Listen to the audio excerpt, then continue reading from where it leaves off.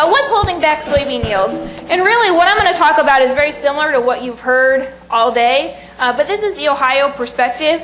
But it's very interesting. All of these states in the Midwest have done the same studies, and we generally find the same things, but the way we present the data and analyze the data is a little bit different.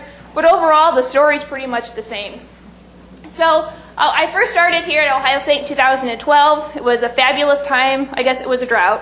But it was a fabulous time in terms of soybean prices. They were really good, 2012, 2013. And a lot of my research focused on what inputs can we put on soybeans to get a couple bushels. Then we saw a reduction in soybean prices. And now really a lot of the focus of my research is kind of the same, but what can we cut out of our system? Where can we reduce our inputs to increase profitability, and where can we not cut?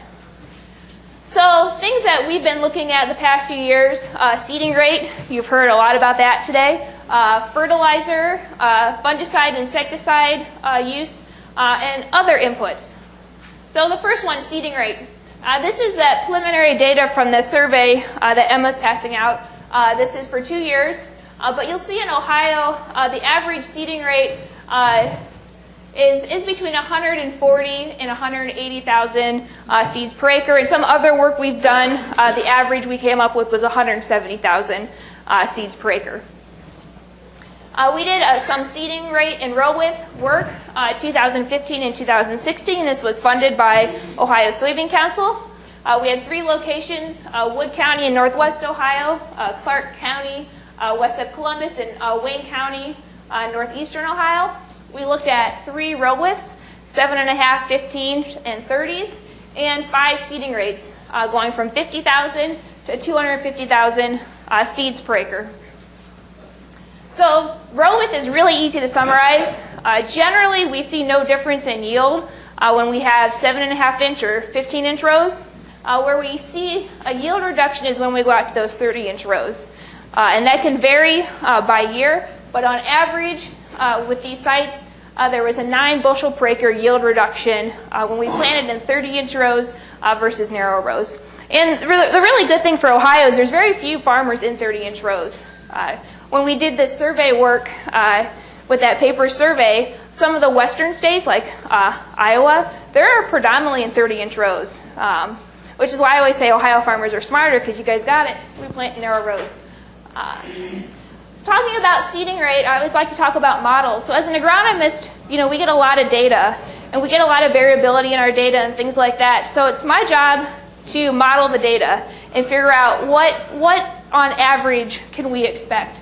But I always like to point out, all models are wrong. Just some models are useful. And as an agronomist, that's what we're trying to do. We're trying to develop models and recommendations that are hopefully useful, but they won't certainly work in every situation.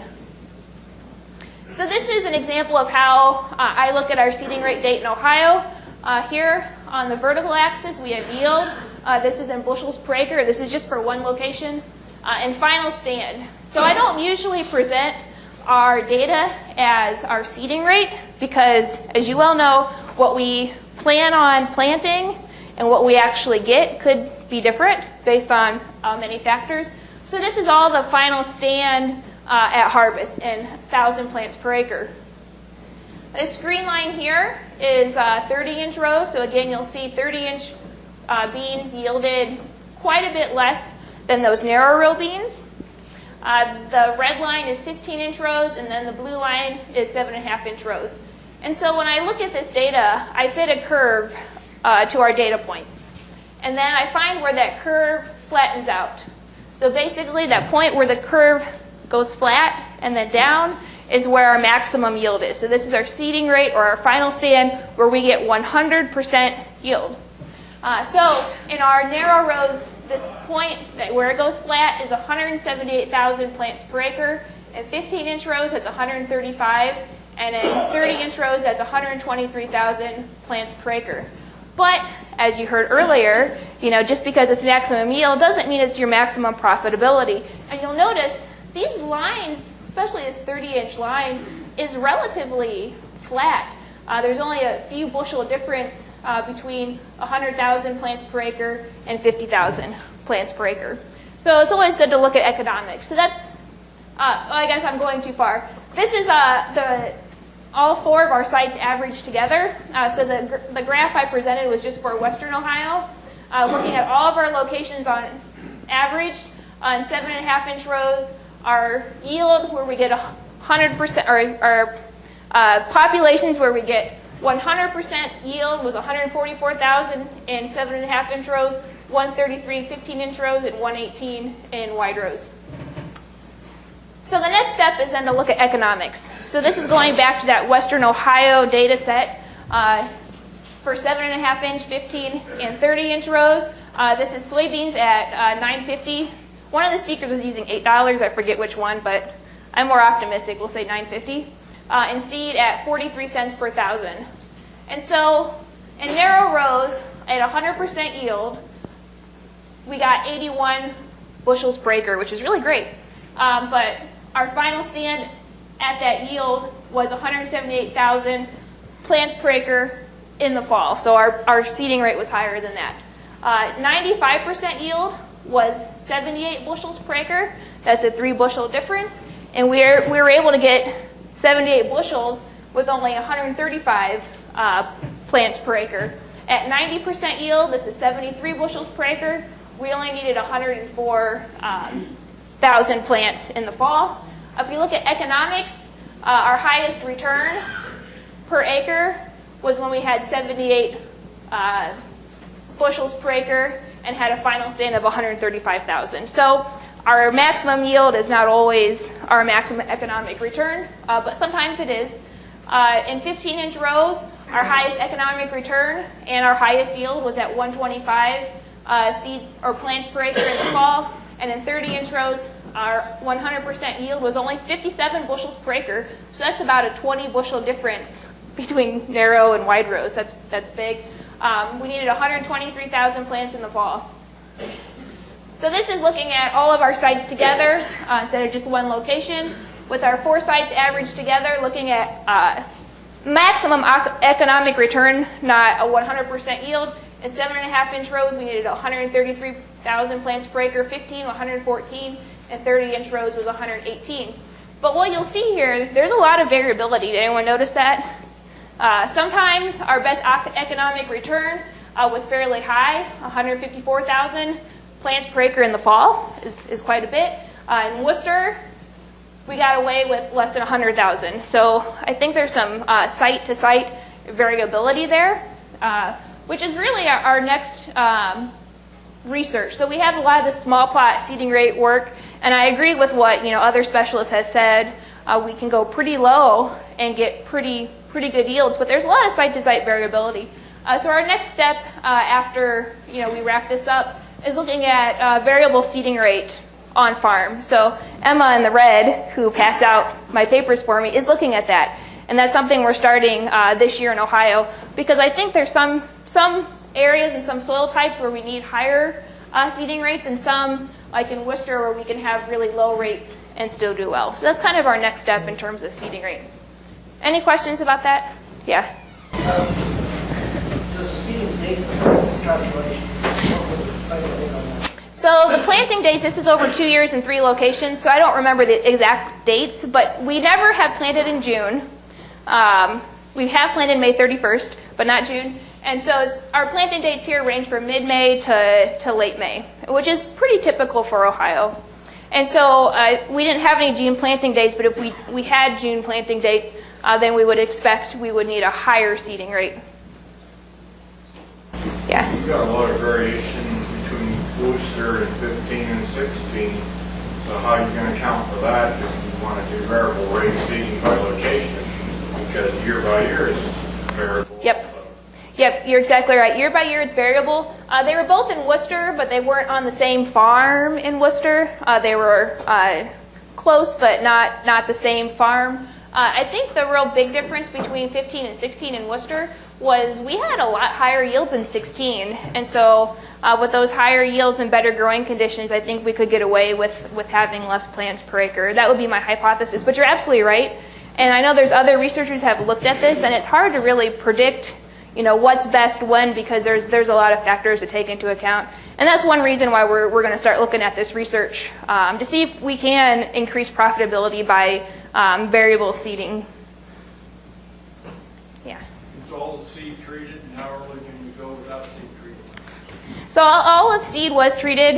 We had Asgrow varieties donated to us, so they were all treated with Acceleron. This was all mid to late May. We've done some work separate than this where we've planted earlier. We wanted in a couple studies to plant in April. The years I wanted to plant April was really, really wet, and that didn't happen. We did have a planting date study in Worcester where we planted in early May, and we got hit with bean leaf beetle. We had 2 frost events.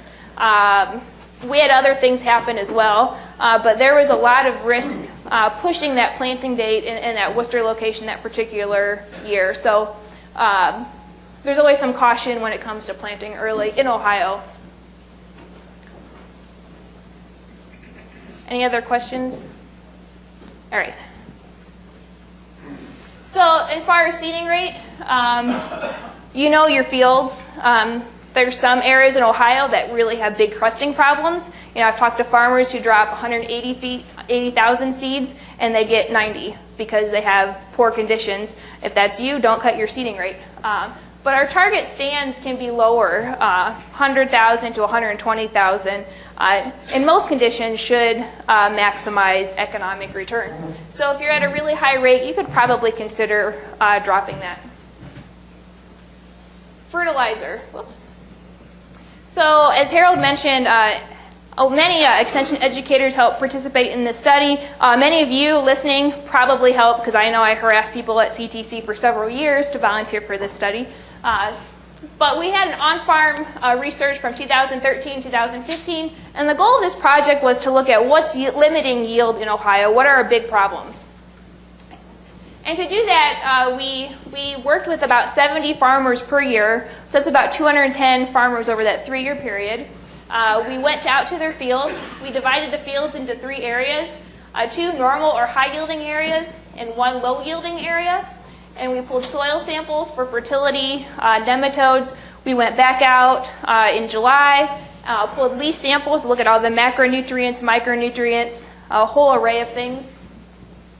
All of our sampling areas were GPS referenced. So when farmers had yield data available, we used their yield maps, and we could overlay our sampling areas and get a yield from each area. So we could look at, what's the soil fertility here versus here, and what kind of yield reduction are we looking at. Out of those 210 fields we looked at, only about a third had yield data because a lot of stuff goes down in the fall, as you know. So we didn't get yield data from every farm, so we did get a fair number. So I'm sure you've seen this before, but this is the soil fertility philosophy in Ohio. Basically, if your soil is low in P or K, we recommend applying fertilizer to build up soil fertility. If you're within this maintenance range, fertility shouldn't be limiting, but we recommend still applying fertilizer to maintain those levels in the field. And then in the drawdown range, there's enough soil fertility, and we recommend reducing fertilizer rates to eventually 0. So in terms of soil phosphorus, this is for the fields where we had yield data. This bar here shows yields of fields on average where soil P was below the critical level, which is 15 parts per million Bray P or 30 pounds per acre Bray P. On average, our fields yielded about 50 bushels per acre when we were below that recommended level. When we were above that recommended level, so at least 15 parts per million, our yields were 57 bushels per acre. So about a 7 bushel per acre difference when we had fields low in P versus adequate P. And looking at all the soil samples we collected across the state, 21% were low in P.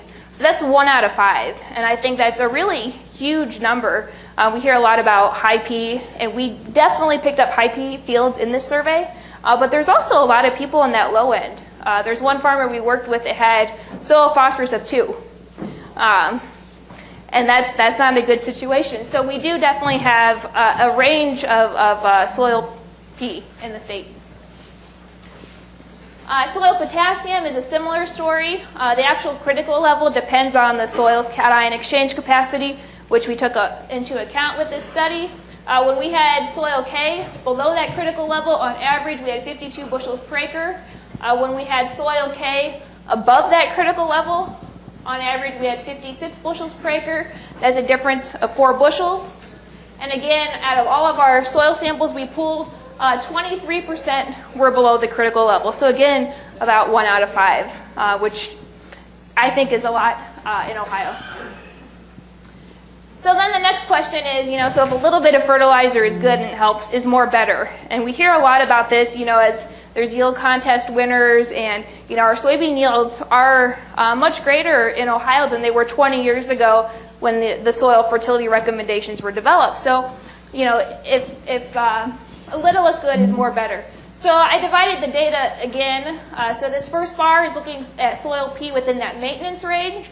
So that's between 15 and 30 parts per million. So this would be their recommended range. And then compare that to the fields that had soil P above the maintenance range, so over 30 parts per million. There was a 3 bushel difference, but it was statistically not a significant difference. For soil K, again, this first bar shows K within the maintenance range, so again the recommended range, versus above the maintenance range. 1 bushel difference between the two, but again that was a non-significant difference. And we've done some small plot research as well, looking at fertilizer application to soybean at our performance trial locations where all of our P and K is adequate. And when we apply more fertilizer, we don't see an additional yield response. And a lot of our locations are fairly high yielding overall. So any questions about our fertilizer work? So in summary, really with fertilizer, the best thing you can do is take a soil test and see what your numbers are. And we see a lot of variability within fields. We took samples from 3 areas. A lot of the times we'll see one pocket of the field with really high P and one with really low and one kind of in the middle. So I think if you can grid sample or sample from different areas, there's a lot of benefit to that. All right, moving on. We've done some fungicide and insecticide work in Ohio. This was a study, again, funded by Ohio Soybean Council.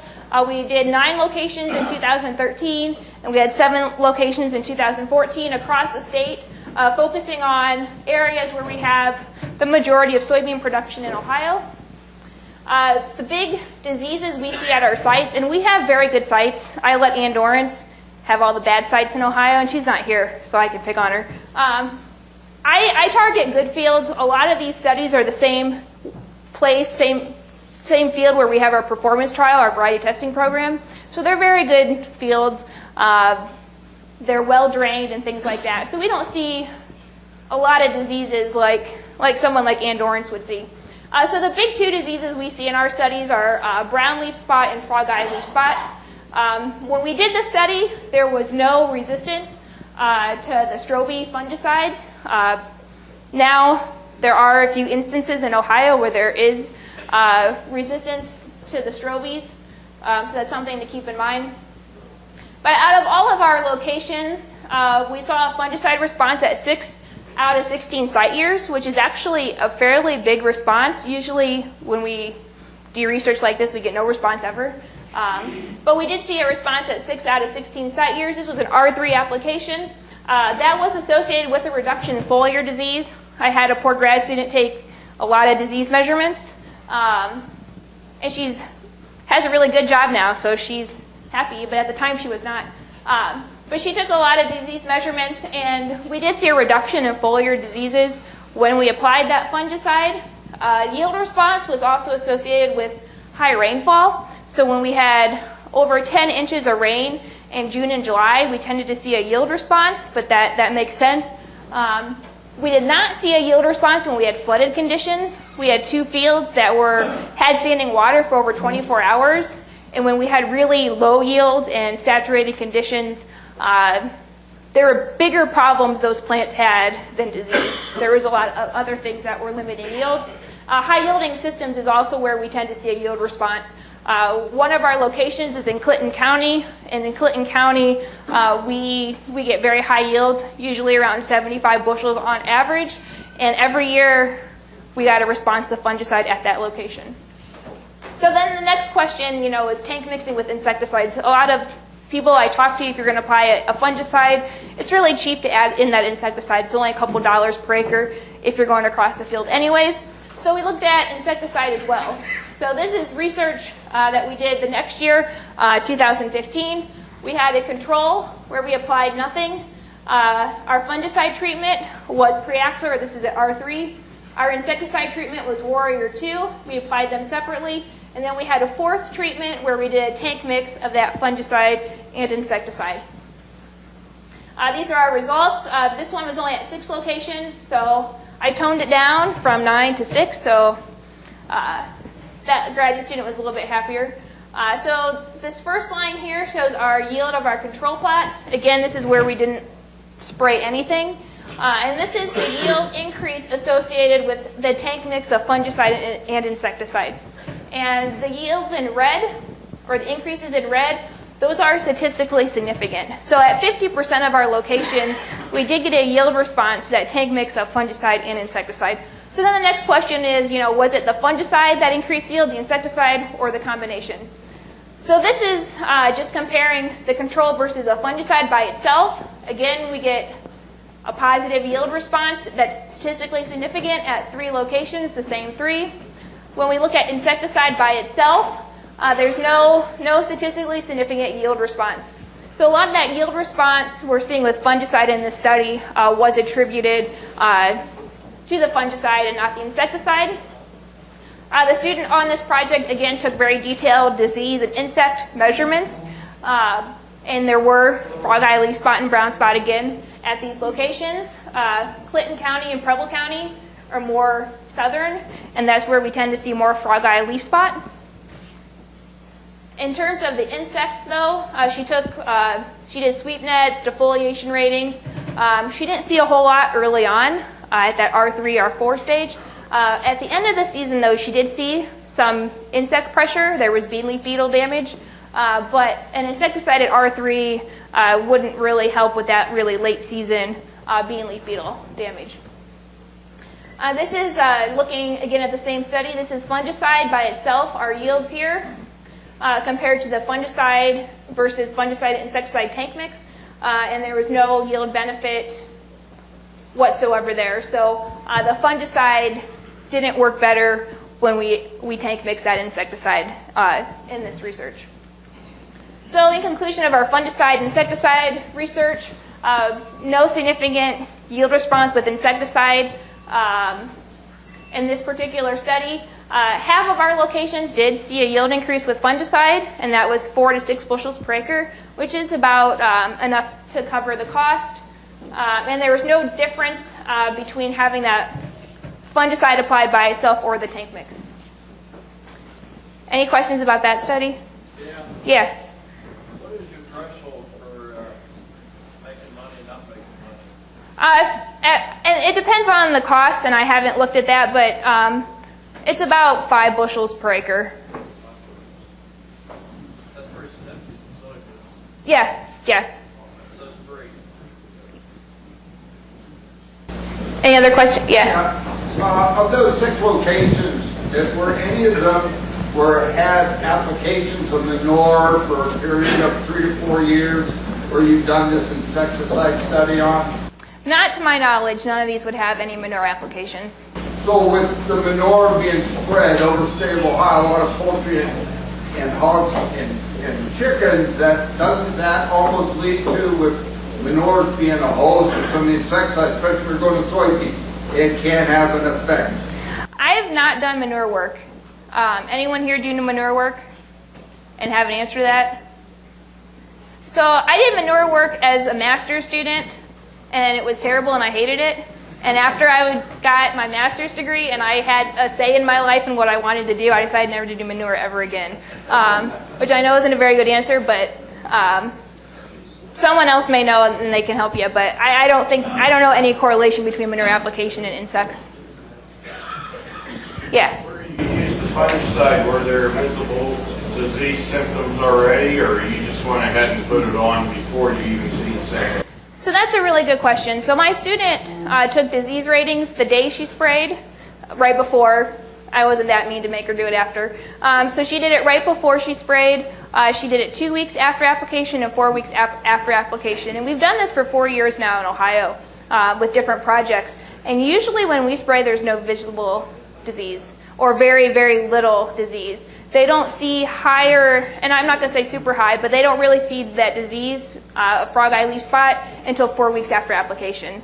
So that's a really big problem for you guys as farmers because you're not going to see it. You have to make that decision to spray before you see the disease. So we have another study right now a graduate student is working on to look at other factors to help you guys predict when to see a response. And she actually gave me her thesis chapter yesterday, and I didn't read it. But you know, the things that we're picking up right now in her study is location. So we tend to see more of a response in the western and southern part of the state where there's more frog eye leaf spot. There's a pattern in the same field, so that Clinton County location has frog eye every year, and it overwinters. And so if you have it one year, you may have it again the next year. There's a correlation with temperatures in the winter. So when we have these winters that aren't so cold the past 2 years, we see an increase in frog eye leaf spot. So this year, you know, we didn't have very low temperatures. If you had frog eye last year, you're going to want to keep an eye on that because it may not have been reduced with weather. And then also high yielding systems. So again, that Clinton County location and Preble County location, we get really high yields at those sites. And I've talked to Andorrans about this, and when we have those high yielding locations, fungicide can be that one thing holding back yield. So if you have a lower yielding system, you may have other problems, and adding a fungicide may not help. So there's some other factors to take into consideration. I think scouting is a really big one. So if you had frog eye last year and you saw it late in the season, you could have it again this year. So getting out in your fields this year to kind of predict the following year is a strategy. But we are continuing this work to see if we can predict this better because you don't see it when you spray. Yeah. How much does the ground equipment do damage average on like a 90-foot boom? Yeah, and we haven't done that. All of this is small plot research. I think I've heard 5%. Harold, is that a little high? There is a yield reduction with application equipment. We backpack spray everything, so we don't have that, so we're not taking that into account. That's out of the equation. But you would have that. Yeah. Besides yield, is there anything with the quality of the seed?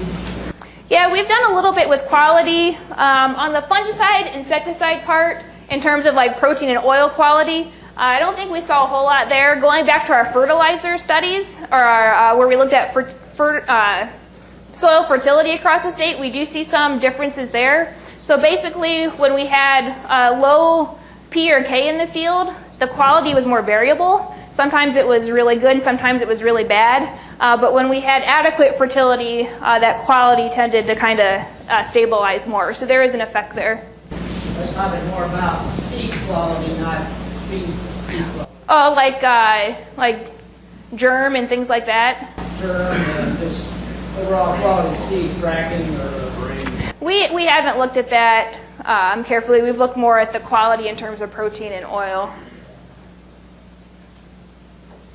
Yeah. Were the plots rotated? This was corn soybean rotation. So we had we worked with the same farmers each year, but it wasn't the same field. If it was continuous soybean, I think those fungicide responses would be different. I think we would have had a lot more response. Yeah. In the new program they were talking about, Laura, they talking about maybe taking the cost of fungicide and cutting that in half and running a half rate earlier to take care of Victoria brown spot first, and then use the other half later on for anthracnose and for frog eye. Yeah, I don't know anything about that. That's a good Andorrans question.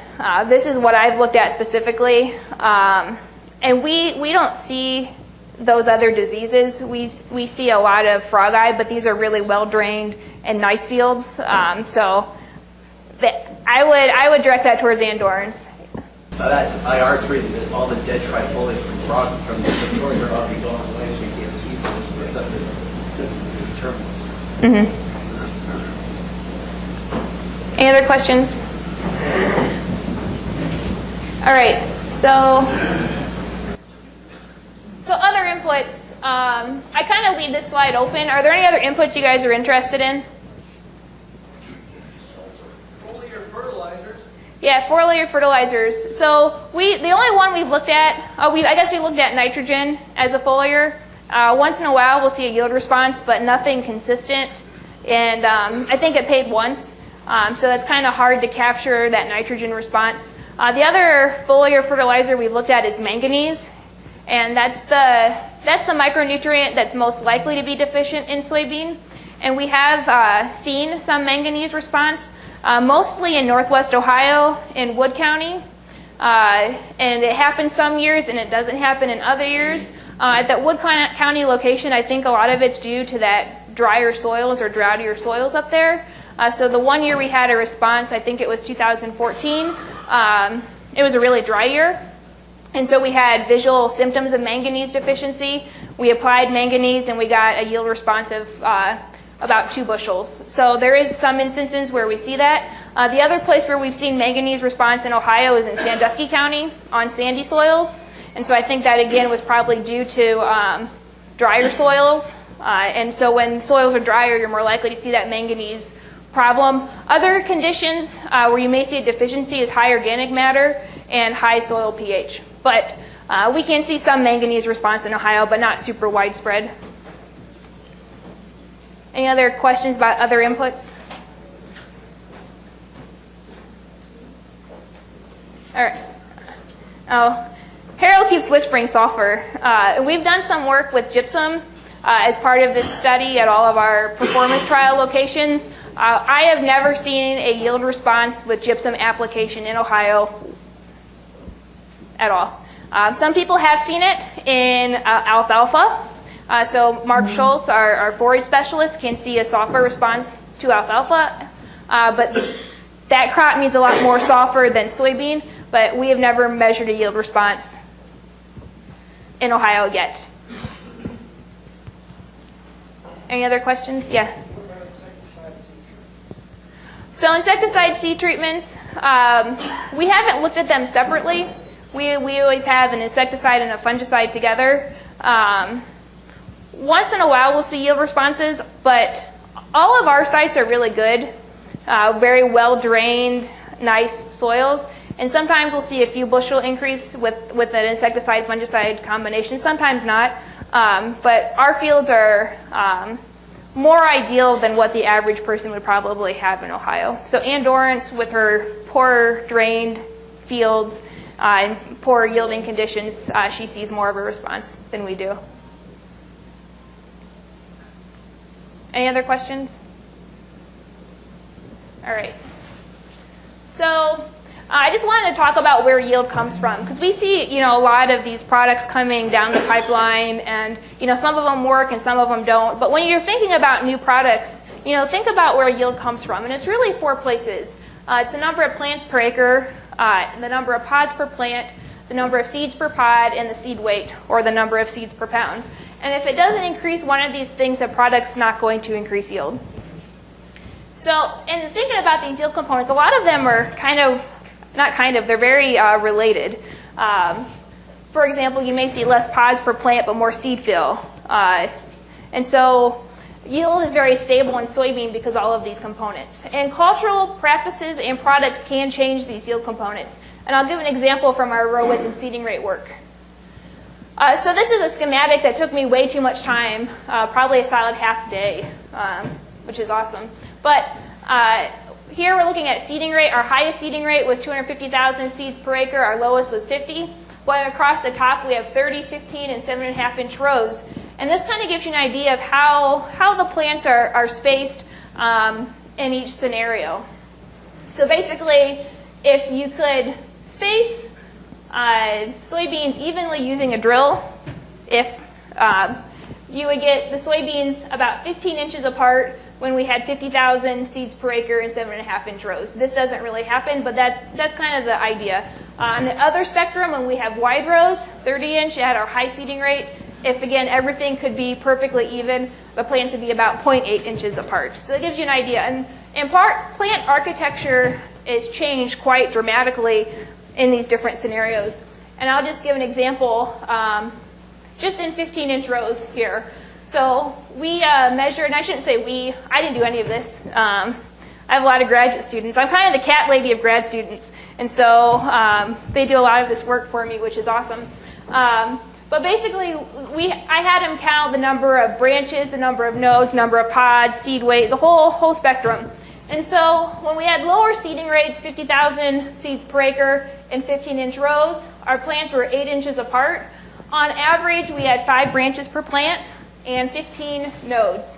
Going down at our higher seeding rate, 150,000 plants per acre, our seeds theoretically would be 3 inches apart. We had on average 3 branches per plant and 13 nodes overall. At our highest seeding rate, our plants were now 1.5 inches apart, so they're getting closer together. This means there's less branching. On average, we had 1 branch per plant and only 12 nodes per plant. So there's some differences there. These ones were much taller. At our lower seeding rates, they were shorter, and the lowest pod was lower to the ground. Looking at pod number, our low seeding rate had 104 pods on average per plant. The middle seeding rate, 42, and our high seeding rate, 29. So going back to some of Sean Castile's work, where the low seeding rate yielded very well, probably a lot of that is the number of pods and branches. So there's a lot of places to put those pods on the plant. This is looking at more yield components. And I guess going back here, this year, not in Ohio, which is good, but this year I heard a company promoting a practice because it increases the number of pods per plant. And that is one component of yield. And so she was selling, I guess, this practice because you get so many more pods, so many more pods, so many more pods. But that's really only one component. Here we got to take into account seed weight. So going back to our 15-inch row scenario, this is the number of plants per acre we had at each seeding rate, the number of pods per plant, which again was higher at that 50,000 seeds per acre. We actually had more seeds per pod, 2.5 versus 2.2 at that high rate.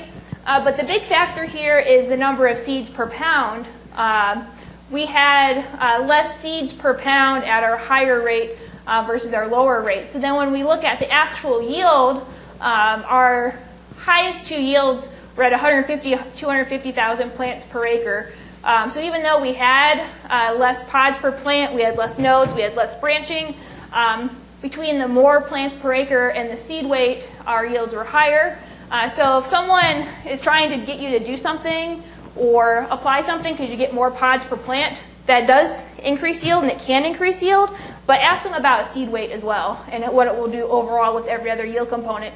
Because even though we had 104 pods per plant, our yield was 68 bushels per acre, which isn't terrible considering we had 44,000 plants overall in the fall, but there was a yield reduction there.